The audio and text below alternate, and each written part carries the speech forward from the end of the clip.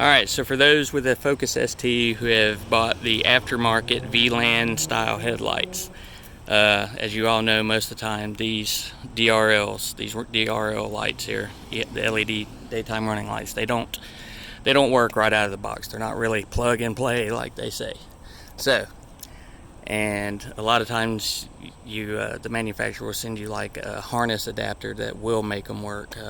But the place I got them from, they did not send me a harness, and I could not get a response out of them. So I looked online and eventually found where somebody said on the headlight harness, the plug, the factory plug, you've got to swap pin number 12, which is right here. I've already done it, but pin number 12 has to be moved over to slot number 1. That's your daytime running light wire. So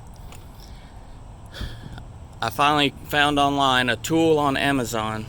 This right here, it's like 12 bucks.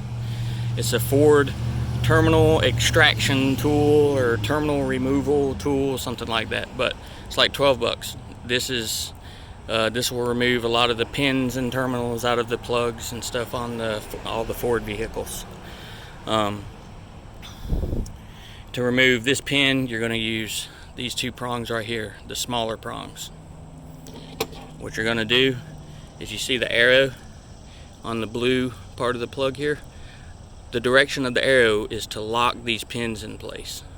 So if it's all the way to the left, all these pins are locked. You can't get them out. So you want to move this to the left, to the right, and you'll hear it click, you'll feel it click, and you'll know it's unlocked. So once you've done that, you take your tool and you basically insert it into the upper and lower part of that hole where the pin is. Insert it in there, push down all the way till you can't go any further, and then you should be able to just pull the wire out, and then just move it over to slot number 1. Now in slot number 1, since it's empty, they're gonna have these white rubber plugs in there to kind of just, keep water from getting in the empty hole. You can just push that out with like a straight pin or a paper clip or something, and then move it over to your now empty slot number 12.